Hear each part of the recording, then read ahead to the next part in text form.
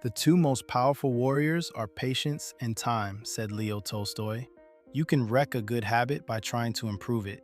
This morning I took that risk with my marketing, a part of the business that's working. My hand was on the dial to go from 21 minutes a day to 34. I stopped to check whether I'd earned the turn. Each goal has a price, and I pay for most of my goals with habits. Call that price the hurdle rate.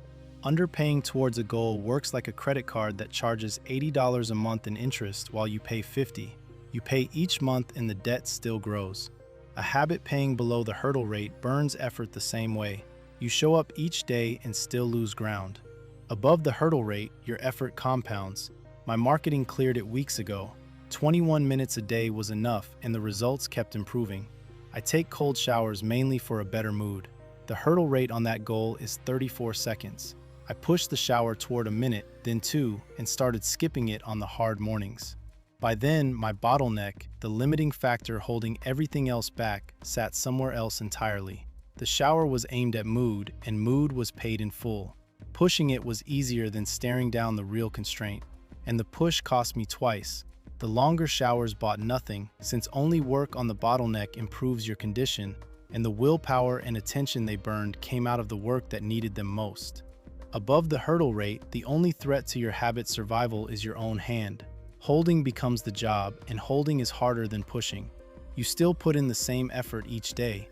What makes it hard is wanting the results to come faster and feeling like you have capacity to spare, the same hurry that cost Rick Guerin his Berkshire shares.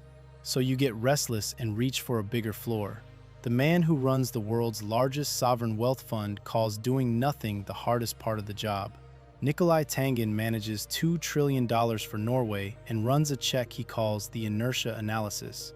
Take the portfolio from January 1st, work out what it would have returned untouched, then set that against what the year of decisions actually produced. His own verdict from running it: you actually have detracted from your performance by the things you've done. Almost always the right call is to hold. But three things can move the hurdle rate itself. Your environment can move your hurdle rate. A company measures each investment against its hurdle rate, and that rate is set by the cost of borrowing money.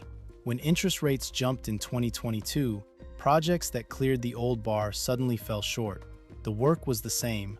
The ground under it moved, and each project got regraded. The day your own market gets harder, your rate climbs the same way. A sharper competitor can move your hurdle rate. Tiger Woods won the 1997 Masters by 12 strokes, a margin the tournament never saw. The people who run Augusta answered by lengthening 14 of its 18 holes, 21 times over the years that followed. One golfer got so good the course itself had to get longer to stay a contest. When a rival gets that good in your field, the level you already reached stops being enough. Your ambition can move your hurdle rate. Nicolas Cage made about $150 million acting.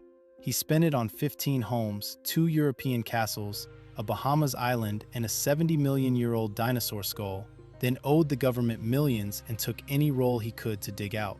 Raise your own aim and the level you were proud of last year stops counting. Kevin Hart spins in the other direction. After a project wraps, he buys a watch.